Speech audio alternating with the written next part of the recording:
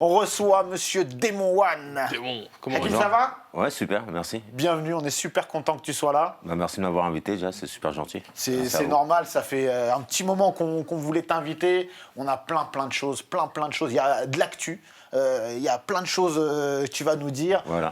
On va parler de ta carrière depuis maintenant bon nombre d'années. Ouais, ça va faire.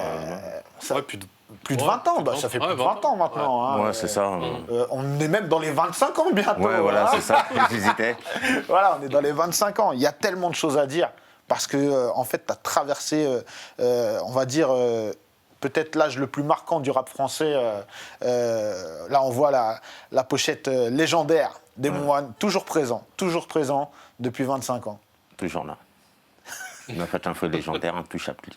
Intouchable click. On va parler d'Intouchable, parler du évidemment. début avec On va parler Intouchable. tout. On va même Ouais, commencer par là parce que, ouais, avant même la Mafia qu'un Free, parce que. Oui, ah, c'est mon premier groupe en fait, Ouais. intouchable, que j'ai monté à Dry. Las Montana, Lahmou, Mamad aussi. Oui, Lahmou. puisque à la base. Mansa aussi. Voilà, l'école. à la base, en fait, Dry a rejoint par la suite Intouchable. C'est ça, à la base, c'était Intouchable. En fait, on a monté ensemble. En fait, au D'accord. début, on va dire, j'ai commencé à monter le groupe avec MS, MS. qui s'appelle Mansa. Et après, dans la foulée, Lasna Lahmou nous a rejoints. Et après, Dry, pareil, en fait. Et ça, Il c'était était là depuis le début, Dry.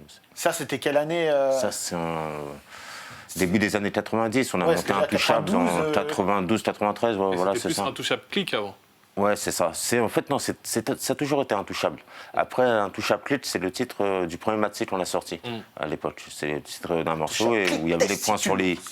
Mais points sur les i, premier on maxi. disait Intouchable Click aussi, mais Ouais. sur les albums, c'était toujours Intouchable en fait. Ok. Et donc, toi, tu viens de Choisy, Voilà. Choisy-le-Roi. Choisi Jacques Cartier. Jacques Cartier, on peut connaître, voilà, à travers tes sons, tu représentes bien. Comment ça se passe alors? Parce qu'on est en 92, vous formez donc Intouchable. Pourquoi vous vous mettez à rapper à l'époque? Ben, pour ma part, en fait, j'ai commencé le rap parce que j'étais très influencé par. À l'époque, il y avait Run DMC, Public Enemy. Je kiffais déjà voilà, le rap américain. Mais aussi, on avait des anciens avant nous qui rappaient comme NTM, comme IAM. En fait, j'ai grandi dans le rap, comme aujourd'hui un jeune voilà, écouterait du rap. À la différence près qu'avant le rap, en fait, nous, on a vu arriver ça, quoi. On a vu, je suis de la génération un peu d'au-dessus, tu vois, de Bien sûr. NTM, de tous ces gens-là. Mais quand on était petit, tu vois, on fréquentait beaucoup Team Leçon Complète, tu vois, Doudou Masta, tout Sky. À l'époque, ils sont originaires aussi du 9-4, de Vitry-sur-Seine. Et on les voyait souvent, on allait en concert avec eux, on allait en studio de répétition avec eux. On avait aussi chez nous les Little MC. Ben oui, Voilà, bien sûr. Sully B. Watts. Et aussi, Des gens pareil, ces gens gens-là, importants. voilà, ils venaient aussi voilà, s'entraîner à Orly, à la MJC. Tu avais aussi MC Solar, pareil, qui venait aussi à l'époque. Et aussi, qui avait fait poser Kerry James Kerry sur James, son premier album. En fait, tous ces gens-là, on les voyait. Il y avait Tonton David aussi. Ouais. Pareil, qui est du 9-4. On les voyait, on les fréquentait. Donc ça donnait envie. Et après, moi, ce qui m'a donné vraiment envie, c'est quand j'étais petit, je regardais l'émission Rapline sur M6. Ouais. À l'époque, Avec Olivier présentée Cachin. par Olivier Cachin, exactement. Et c'était vraiment la première émission de rap, en fait. Ça n'existait pas. C'était passé tard le soir. Vers minuit, 1h du matin, je me rappelle, j'étais jeune, je luttais contre le sommeil pour regarder l'émission. Et si je l'avais loupé, j'étais dégoûté. À l'époque, il n'y avait pas encore Internet, tout ça, il n'y avait pas de replay. Tu loupais, tout loupais. C'était mort. mort, voilà. Le lendemain, tout le monde en parlait, Voilà, t'étais exactement. dégoûté. Tout le monde disait, t'as vu le dernier clip de l'autre, et c'est à cette époque-là, voilà, t'avais même des clips de Ministère Hammer, de tout le monde, et t'avais des reportages, c'était vraiment la seule. Ouais, c'est l'émission référence du rap. Voilà, exactement. Et c'est à cette époque-là, Kerry James, je me rappelle, voilà, il tournait aussi dans cette émission, il avait fait un clip Danse avec moi, Ouais. à l'époque, tout ça, tout ça. Et en fait, quand j'ai vu ça, je me suis dit, du fait aussi qu'on n'habitait pas loin, tout ça, tout. Orly, Voilà, Orly Choisy, et que, voilà, on se connaissait. Je me suis dit, s'il peut le faire, je peux le faire. Voilà, Donc à l'époque, tu connaissais déjà Kerry? Ouais, voilà, je le connaissais déjà parce que c'est un mec de chez moi, Trouche, qui me l'a présenté, tout ça, tout tac. Et bon, en fait, moi j'habite déjà à Cartier, et lui il habitait à l'époque à Calmette, à Orly, mais cet homme, si tu disais à 5 minutes, quoi, c'est à côté, en fait tout le monde se connaît. Ouais. Et après, à partir de là, quand on s'est rencontrés, je rappelle à l'époque, quand je lui ai fait mes premiers couplets, mais il m'a dit, mais comment tu fais pour écrire ces choses-là? Et après, avec tout le monde, tout ça, tout le noyau qui gravitait autour, on a formé l'Union. Avant Mafia Qu'un Fruit. Avant Mafia Qu'un Fruit, qui ensuite. Comme ça. Voilà, ça s'appelait comme ça. Il y avait 113, il y avait Ochibi, Mistaflo. Manuke, exactement. Voilà, c'est les prémices de Mafia Qu'un Fruit. Voilà, c'est ça. Là, ça c'est 1090, fin 80. Et combien de temps s'est découlé avant la sortie du premier maxi Intouchable clip? Moi, comme je disais, voilà. Les points sur les i. J'ai commencé au début des années 90, vers 92-93, on a formé Intouchable. Après, on va dire, le premier maxi, il est sorti, si je me rappelle bien, en 98. C'est sorti en 98, c'est à l'époque... Idéal à l'époque d'Idéal oui, exactement, c'est ça.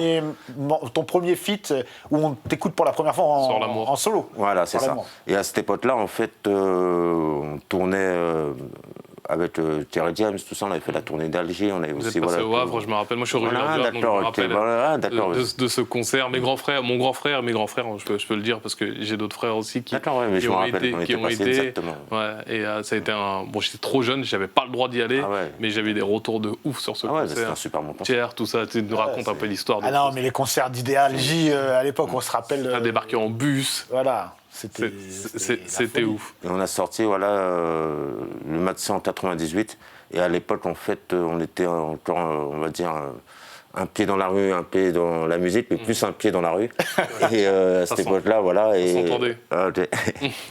Et aucune maison de disques, en fait, on n'avait aucun producteur qui voulait réellement vraiment investir sur nous. Mais nous, on avait la capacité de le faire parce que quand on était plus jeunes, on dealait, tout ça, on avait un petit peu de thunes. Et Terry James, il nous a convaincus de croire en nous-mêmes, tout ça, tout tac. Et à partir de là, en fait, on a financé notre propre match, on a payé les enregistrements. À l'époque, c'était à Blatte d'Or. C'est plus cher qu'aujourd'hui la séance. C'était des séances à 4000 francs, tout ça. Ah ouais, c'était énorme. Voilà, les mix, c'était plus cher. Le mastering, tout ça, tout tac, on en a eu à peu près pour, à l'époque... 20 000, 30 000 francs, un truc comme ça. Tu vois, ce qui est une somme énorme quand voilà, c'était aujourd'hui, comme tu disais, 4 500, 5 000 balles, tout ça, tout ça. Mais pour l'époque, c'était énorme. Et à partir de là, on a fait 1000 vinyles. Et ça nous a permis d'envoyer ça aux radios, tout ça, de faire entendre notre musique, sachant qu'à l'époque, il n'y avait pas Internet, donc il fallait que tu sors un disque pour qu'on écoute. Et c'est ce qui nous a permis après d'arriver sur l'album 2 ans plus tard, en 2000, avec Les Points sur l'I. Alors on va parler des Points sur l'I. Pour moi, un des albums les plus légendaires, un de mes albums préférés. Et tu le sais, je te l'ai déjà dit 1000 fois, je l'ai saigné, voilà. On va se regarder un clip et on revient tout de suite après. On a parlé de la mafia, on va commencer par Pour ceux. Allez, Pour ceux, on commence par la violence directe. Par le plus soft. Le plus soft, c'est parti pour ceux. Je sais pas si c'est le plus soft. Pour les dos, pour les métaphores, pour tous ceux qui mangent pas fort, pour tous ceux qui tombent dehors. Ça c'est pour les mecs qui plaisantent pas. Faut pas rigoler avec moi. Pour ceux qui bougent. De retour en plateau, un des meilleurs clips du rap français, peut-être le meilleur clip réalisé à l'époque par Kim, Romain, voilà, il y avait Courtrajmé, c'était légendaire. Ton couplet avait marqué les gens. La sortie. Et puis c'est aussi là où on voit, à l'époque où on voit toute la puissance de la Mafia Qu'un Fruit. Toute la puissance, tous les gens qui à l'intérieur. On voit toi, Rof, on voit 113, on voit tout le monde. C'est le premier clip qu'on a fait en clip street, vraiment pur, rue, Sbeul, etc. Ça a inspiré les États-Unis même. Ça a été inspiré jusqu'aux États-Unis. Là, c'est un très gros clip, ce morceau-là. Même ton couplet m'avait scotché la fin, là. Quand ça lâche les pits, tout ça, là, j'étais comme un fou. Avec Franck, c'était Franck. Oui, exactement, c'est Franck Gastambide. Qui, à l'époque, était dresseur. Exactement. Et donc, c'était une très, très grosse époque. Le premier album, Les Points sur les I. Les Points sur les I, 2000. Alors là, enfin, on va même revenir sur l'histoire d'Intouchable parce que, comme tu l'as dit, à l'époque, vous étiez plusieurs. Il y a eu beaucoup de choses dramatiques, en fait. Il y a eu beaucoup de décès. Et comment vous avez pu continuer comme ça, gérer tout ça? C'était pas justement dur de continuer la musique malgré tout? Comme je disais tout à l'heure, c'est à cette époque-là, on avait un pied dans la rue. Et qui fait que il s'est passé certains événements. Et après, grâce à Dieu, grâce à l'espérance, on a toujours avancé. malheureusement, c'est des choses qu'on a connues jeunes. Et qui, quand c'est vrai, ça t'arrive, tu prends un gros coup de massue sur la tête. Mais après, voilà, même les personnes qui sont parties, elles auraient souhaité aussi que tu continues le combat et que tu lâches pas et qu'au contraire, il faut, ne serait-ce pour la meilleure façon de leur rendre hommage, c'est de poursuivre ce qu'on a commencé ensemble et de le terminer de la meilleure des manières. Et dans l'album, même, on retrouve, il y a beaucoup de références aux personnes qui sont parties, des hommages, voilà. Tout ça, c'est présent dans l'album. Je crois qu'à l'époque de l'album, tu as 24 ans. C'était pour en 2000, j'ai 25 ans, ouais, c'est ça, 25 ans. Ouais, 24 piges, ouais, c'est ça. C'est ça. Et là, Intouchable aussi, on vous connaît par rapport à 113. Parce qu'il y a un featuring le featuring sort avant l'album. C'est ça, puisqu'il est dans l'album. Il est sorti en 99, c'est ça. Voilà, un an avant. Et le morceau, c'est un succès de ouf. C'est-à-dire que le morceau Hold Up, tu l'entends partout. Ça te fait pas halluciner quand même quand tu vois, parce que le morceau, il est gaulerie et tout, mais... À l'époque, je ne m'y attendais pas du tout. C'est un des premiers morceaux de Intouchable. Parce que 113, ils venaient de sortir l'album, ils avaient déjà 2-3 titres, tout ça, tout qui avait été envoyé, ils étaient déjà un peu plus connus que nous. Et nous, on était à l'époque... c'était vraiment, on était dans l'ombre, on va arrêter. On n'avait pas encore sorti l'album Les Points sur les i. Les gens ne connaissaient pas vraiment. Et après, c'est vrai, c'est un des premiers titres de Intouchable qui a tourné à la radio, même si c'était un featuring de 113. Et même moi, j'ai été le premier surpris, parce que personne ne s'attendait à un morceau comme ça. Hold Up, s'il te plaît, ça parle de braquage, tout ça, tout tas de ça. Cagoulé. Je crois que c'est l'État qui a fait... Le directeur sur le périph', c'est l'État qui a demandé, ou je sais pas, il y a eu une demande pour que le morceau ne soit plus diffusé en radio, parce que ça parlait de braquage. Je crois qu'il y avait une histoire comme ça dans le temps, je me rappelle plus. En fait, je crois qu'il y avait une mini-polémique où Laurent Bounot, je me rappelle qu'à l'époque, il avait dit que...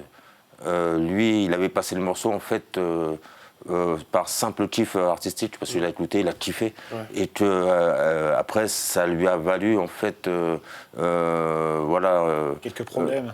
On va dire en fait, peut-être plus des reproches que des problèmes, où des gens lui ont dit mais est-ce que tu te rends compte de ce que tu passes, est-ce que tu te rends compte un peu de ce qu'ils disent dedans, ils font l'apologie du braquage quand même, tout ça, tout, et que après à partir de là, peut-être que ça l'a amené à se dire que avant de passer, ne passe pas sur le coup de l'émotion, réfléchis, c'est un peu ce qu'il expliquait. Il disait que lui, il a passé le morceau, en fait, il a kiffé, il a passé, mais après, par rapport à l'engouement derrière que ça a suscité et provoqué chez certains, il s'est dit, la prochaine fois, j'écouterai un peu plus peut-être. Et en fait, le truc, c'est qu'il y a des morceaux qui n'ont pas pris bride, tu vois, comme... à l'ancienne. À l'ancienne, tu sais, c'est marrant, je pensais à celui-là. Le rap local, à faire péter dans ton local. Et à l'ancienne, en fait, vous racontez même toute l'histoire, la jeunesse de chaque personne dedans et tout, c'est super intéressant. En vrai, c'est un morceau limite historique. Parce que vous dites plein de choses dedans. Vous racontez votre parcours, etc. Mais il y a plein de choses. La nuit, je ne dors plus. J'observe ce qui se passe. J'ai une question. Ce qui se passe. Je me rends compte que tout va mal. J'ai une question. À un moment donné, dans l'album, on entend des bruits de voiture. Dans le morceau... Qui ça voilà. On dirait des bruits de voiture de Gran Turismo. C'était une vraie voiture ou c'était des bruits d'enregistrement? Non, c'est ça. C'est Gran Turismo. Ouais, c'est ça, mais je te jure, toute ma vie, je disais... C'est un jeu vidéo, toute ma vie, je disais, ça, c'est Gran Turismo, ça, c'est Gran Turismo. J'ai appris sur un truc de... C'est pour dire, je l'ai saigné, l'album. C'était... C'est trop, cet album. Ça se reconnaît, en plus. Ça se reconnaît. Tu vois, c'est pas une vraie voiture, tout ça. T'entendais le truc, mais ouais. Même la vie des mecs des cités, comment c'est... Bah oui. Comment les instrus, tout ça, comment c'est cherché, comment c'est travaillé. D'ailleurs, qui produit l'album? Celui qui a produit l'album, en fait, à l'époque, on avait fait en indépendant, c'est mon frère Jamel. D'accord. Qui a produit l'album, mais après on l'avait signé en licence chez Musisoft à l'époque. Musisoft qui était Next Music. Ça, c'est Musisoft, c'est qu'on signait tous les premiers, en fait, Idéologie, 113. D'accord. Tous les premiers aussi de différents types. C'était un label, en fait, précurseur. Précurseur de rap. C'était Toleoni, l'ancien. C'était un ancien, voilà. Et qui était aussi passionné de musique, passionné de rap. Parce que vraiment, Intouchable, le premier album, les points sur les i, déjà parce que les points sur les i, il faut le rappeler, juste le titre qui était sorti auparavant, le titre est quand même bien vénère, il annonce la couleur. Pour moi, les points sur les i, en fait, ce titre-là, c'est du Intouchable. On voit ce qu'il va y avoir dans l'album. Comme on l'a dit, c'était ghetto, mais même dans l'album, vous le dites, un pied dans le ghetto, un pied dans la musique.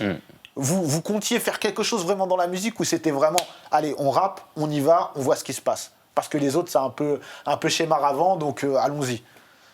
On a fait plus de la musique par passion, parce que c'est ce qui nous accompagnait.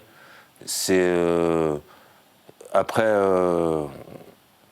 on a compris que voilà, on pouvait en vivre. Mais moi, en vérité, c'est à 27 ans, quand j'ai dû avoir 27 piges, tu te rends compte, ça veut dire que j'ai sorti mes trucs déjà depuis un moment, depuis voilà, jeune, mais on va dire qu'à 22, 23 piges, tout ça, c'est là voilà, j'ai commencé à sortir mes premiers trucs. C'est à 27, 28 ans que je savais que la SACEM, ça existait. Je ne sais pas, c'est un mec qui m'a dit, mais tu t'inscris à la SACEM? C'est vrai, ça c'est. Mais en fait, c'est là où tu récupères tes droits, tout ça. Ah bon? Et le mec, tu touchais pas d'oseille. Alors, ça veut dire que les droits d'hold-up qui sont arrivés dans j'ai perdu sur les droits d'hold-up, tout ça. Parce qu'au bout de 3 ans, tout ça, pour ceux qui ne savent pas, tout, au fait, quand votre œuvre n'est pas enregistrée à la SACEM, au bout de 3 ans, après, vous perdez et c'est redistribué aux plus gros, tout ça, aux Dolman, tout ça, aux gens, en plus, qui ne sont pas de l'étude du rap. C'est redistribué aux plus gros artistes, en fait, ça, c'est ça. Tout ça, tout. C'est-à-dire, c'est. Voilà. Moi, nous, à l'époque, et c'est parce que nous, on était ghetto, mais le truc aussi, c'était qu'autour de nous, il n'y avait personne aussi qui nous expliquait, qui nous disait ça. Ouais. Tu vois, se dire, donc on ne connaissait pas, on ne savait même pas qu'on avait des droits. Tout ça, pour nous, voilà, on vivait dans des cités, il n'y avait pas d'eau chaude, pas d'électricité, la street. Alors quand on vient vous voir, on dit, mais vous avez des droits, vous avez le droit à ça. C'est vrai. Ben oui, mais comment ça se fait? Mais t'es fou, t'es pas inscrit. Ah ben, voilà. Bon là, aujourd'hui c'est bon. Aujourd'hui c'est bon, ça. Voilà. Après on va dire aussi, il y a l'Espédidam, il y a Adami, il y a plein de choses. Il y a plein de trucs après. Ça se veut dire, ah bon, d'accord. Là, on parle beaucoup de musique, etc. Mais il y a le cinéma aussi. Nous, on a tourné dans un truc ensemble, c'était Kaira Shopping à l'époque avec Doudou aussi. Exactement. Doudou Master. Ouais. À l'époque, il y a 10 ans à peu près. Mais t'as fait du cinéma aussi. T'as joué dans Un Prophète. Ah ouais. Dans Un Prophète. Jacques Audiard. J'ai raquetté les chaussures. Ah ouais, exactement. T'as joué ton rôle, toi. Voilà, on t'a dit démon, mets-toi là. Mais ça, c'est une volonté pour toi de faire de l'acting, du cinéma? Ouais, j'aime bien, je kiffe. J'aime bien la comédie et en même temps, c'est un monde aussi que j'aime bien et je suis aussi friand de bons films, tout ça, de bonnes séries. Donc ouais, c'est une tuerie. C'est pour moi-même d'avoir tourné, là on parlait de Un Prophète, c'est un film de Audiard, fils de Michel Audiard. Même le film, il a eu 9 nominations à Cannes. Tout ça, il a été même primé, je crois, il a eu pas la Palme d'Or, mais meilleur film, tu vois. Franchement, ça tue.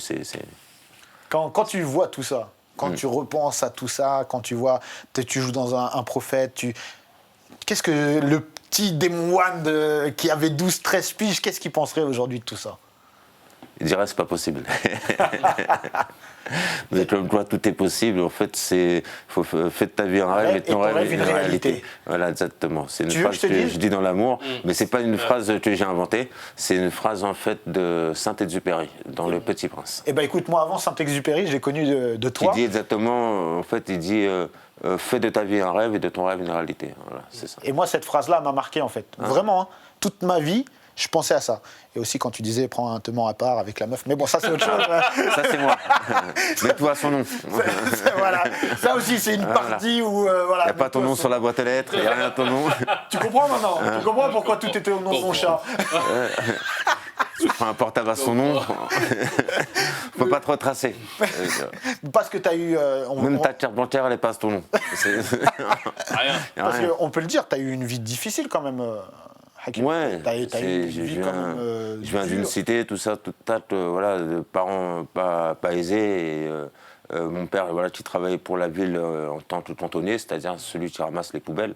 Et à l'époque, là, je travaillais sur les marchés. Bon, après, c'était une autre époque. Hein. À l'époque, t'étais pas assisté, quoi. Si t'allais pas au charbon, si t'allais pas chercher tes frères à Rungis, si t'allais pas chercher ta gagne, tu mangeais pas le soir. Hein. C'est ça. Aujourd'hui, ça a un peu changé. Aujourd'hui, voilà, ça a un peu changé. Tu as plus d'accessibilité sur certaines choses, c'est vrai, notamment pour les jeunes. Tu entends derrière aujourd'hui, tout ça, tout l'État, tout ça, tout plein de choses. Ne laisse pas tomber, tout. Avant, c'était normal d'être orphelin. C'était normal avant d'être abandonné par sa famille. Tu vois ce que je veux dire? Avant, en fait, c'était... Voilà, et personne...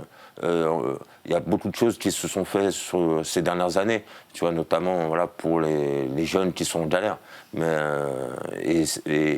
aujourd'hui, voilà, la différence, c'est devenu plus capitaliste, plus individualiste, c'est plus hardcore, c'est plus méchant. Tu trouves qu'à l'époque, il y avait plus de solidarité? Ah oui, mais ça, il n'y a même pas photo. Tu étais très engagé. Tu pouvais demander encore une bouteille d'huile ou un peu de sucre au voisin. Maintenant, on va demander, tu vois, il va te dire, non, mais t'es ouais.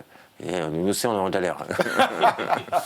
Tu parles de tout ça, mais en fait, je me rappelle que tu étais très engagé. Je me rappelle un de tes Planet Rap où tu t'es même déclaré... Président Maire, non, tu t'es même déclaré sur les listes... non, ça c'est faux, je ne sais jamais. Ah ouais c'est une rumeur, j'avais entendu ça aussi à l'époque. Non, j'ai fait un morceau qui s'appelle Monsieur le maire. Tout ça, tout. En fait, voilà, voter pour moi... Ça, c'était pour les présidentielles? Voilà, exactement. Parce que j'aime bien, dans ma démarche artistique, aussi un peu, sans rentrer à fond dedans, mais de parler un peu de politique, tout ça, tout, des fois un peu de politiser le discours, comme n'importe qui, par exemple, avec des potes ou à un comptoir, refait le monde.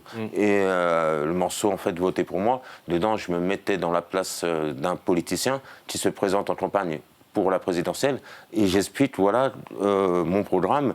Et en fait, comme il disait les Tunis, mon programme en 3 points.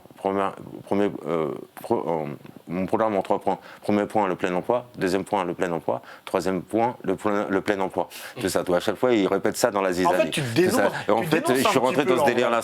Je me fous de ta gueule, en fait. Je suis un politicien. Tu veux quoi, la Tour Eiffel en bas de chez toi? Super. Va voir mon assistante, tout ça, tout le temps. Tu n'es pas dis-lui, tu viens de ma part, tout ça, tout ça. C'est quoi, on va regarder le clip. Là, vous voyez, par exemple, là, on parle de ça, de politique. Là, on est dans les européennes. Mais l'année prochaine, en 2020, c'est les municipales. Et là, je constate un peu partout, même dans ma ville, ils sont en train de tout faire. Ils regoudronnent les routes, tout ça, ils aménagent les crèches, tout ça, toute la papa. Et parce que voilà, l'année prochaine, comme il y a les municipales, donc ils veulent faire montrer une certaine proximité et qu'ils sont là pour les gens. En vérité, c'est du foutage de gueule. C'est là pendant 6 ans, t'es là, tu laisses les gens crever, t'en as rien à foutre, et après, au bout d'1 an, au bout de la dernière année, tu sais, voilà, il y a des élections. Tu vas voir les gens, mais bon, ils sont connus. Ils vont sur les marchés, ils vont voir faire du porte-à-porte. C'est le moment de demander un F4. Ouais, voilà, exactement. C'est ça. C'est le moment de te représenter. C'est ça. C'est le moment de demander un appart sur les champs, même. Allez, on se regarde le clip. Votez pour moi, Démon One. Si vous voulez Euro Disney en bas de chez vous, votez pour moi. En vacances pendant 6 mois, vous êtes à bout, votez pour moi. J'ai un programme, plus de bonheur et moins de stress dans les banlieues. Soyez sans crainte, votez pour moi et je ferai de vous des gens heureux. Si vous voulez travailler moins et toucher plus, votez pour moi. Le SMIC à 3005, plus les bonus, votez pour moi. Tu nous disais en politique, on dit jamais non. Voilà. Bon, en tout cas, moi je vote pour toi. Et là, aujourd'hui, t'en es où dans la musique? Tu sors donc un gros son bientôt, le 7 juin, c'est ça? Oui, voilà, c'est ça. Son et Peucli. Voilà, c'est ça. Qu'est-ce qui arrive par la suite? Tu peux nous en dire un petit peu plus ou... En septembre, je reviens encore avec un prochain clip. D'accord. Tout en solo. Cette fois-ci, ça sera en solo. Et après, juste derrière, fin septembre, début octobre, l'album. L'album, fin septembre, début octobre. Voilà. C'est une grosse étape, en tout cas. On a hâte. Il s'appellera comment? On peut... Démonstrada. Démonstrada. toujours des jeux de mots mystiques, toi. Ouais, voilà. Démon des merveilles. Là, ça sera Démonstrada. Et tu as réussi à réunir justement des gens que tu aimes bien sur l'album ou tu es encore en pleine structure? L'album, il est pratiquement fini, là. Il doit manquer peut-être 1 ou 2 titres. Et sur l'album, j'ai invité Dry, naturellement. La famille. La famille. Et si tu le vois, tu dis à DRY, je l'aime. Je dirais, pas de problème, ça lui fera plaisir. C'est que des fois, je le croise et j'ai peur de venir le voir et dire hey, je t'aime, Terre. Moi, c'est trop DRY, je te kiffe trop. Ah, mais voilà, c'est quelqu'un de très simple, très gentil, très cool, tout ça. DRY, si tu regardes cette émission, je t'aime beaucoup. Bah, on t'aime tous. Je te kiffe depuis que je suis tout petit, mon gars. Voilà, c'était le moment amoureux. On peut revenir sur l'album. On parle des moments, on parle de Dry. Non, c'est Dry. Il va faire une déclaration. Non, Dry, c'est le frérot. Dry, c'est le frérot. Pour moi, c'est mon grand frère. Donc quoi, il y aura Dry, tu peux nous dire... Dry, il y aura... j'ai invité Gringe aussi. Cool.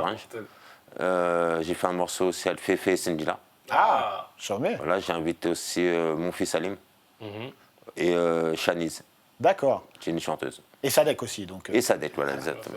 C'est un album bien fourni. Bien fourni, bien varié, parce que c'est aussi, au fil du temps, après Intouchable, tu as su aussi te diversifier, faire même des morceaux plus ouverts, moins ghetto, on va dire. Hein. C'est une chose qu'on avait vue, notamment même avec Intouchable sur le deuxième album. Ah ouais, avec Tonton David. La gagne, qu'est-ce que je le kiffe trop, c'est ne charge pas la gagne. Voilà, c'était quelque chose qui s'écoutait plus facilement pour certains, on va dire. Hein. Mais voilà, et ça, on va retrouver quoi dans l'album? On va retrouver plus le côté ghetto, plus justement l'ensemble de tes facettes ou justement un nouveau truc? J'ai fait en fait ce terme ghetto, je sais pas si aujourd'hui je peux vraiment l'utiliser. Ouais, c'est une autre vie, voilà, c'est ça. Je suis toujours en fait resté attaché à la cité, j'y vais souvent, mais après je mène plus aujourd'hui une vie de famille qu'une vie de cité. Et même et tant mieux. Et tant mieux, bien sûr. Si à mon âge, t'es encore en bas du hall en train de vendre des barrettes, tout ça, tout. C'est vraiment un souci.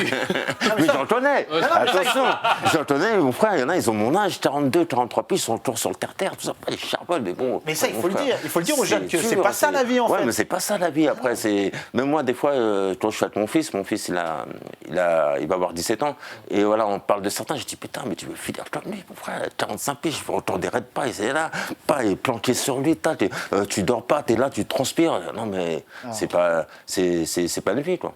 C'est les gens qui fantasment aussi le ghetto. Certains, ils voudraient vivre le ghetto. Quand t'es jeune, ça va, ça dépanne. T'es là, tu vends tes petites barrettes, tu fais tes petits business, tout ça. Ça permet de sortir ta meuf, de t'acheter une petite paire de requins, tout ça.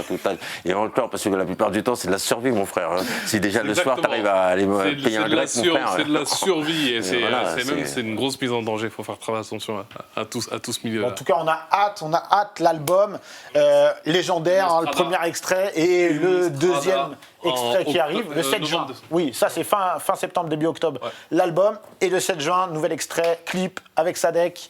Ouais. Et le morceau va s'appeler... Le morceau, il s'appelle Go. Comment? Go. Go. Voilà, Go. Le 7 juin. En tout cas... Démon, c'était un plaisir. Bravo. Merci. J'aurais aimé qu'on fasse cette émission ensemble. On a trop de choses à dire. Voilà. On aurait pu parler, par exemple, lors du documentaire, de la vie de rêve. Exactement, la vie de rêve. Tu sais quoi? Mais non, mais c'est ça. Tu vas revenir de la tournée Ma Fat Free, non, mais Démon, c'est ça. Ma Fat Free au Bataclan. C'est ça, je voulais parler, moi. C'est ça. Il y a tellement de trucs. Mais tu reviens pour l'album. Tu reviens pour l'album. Vas-y, Inch'Allah. Voilà, Inch'Allah.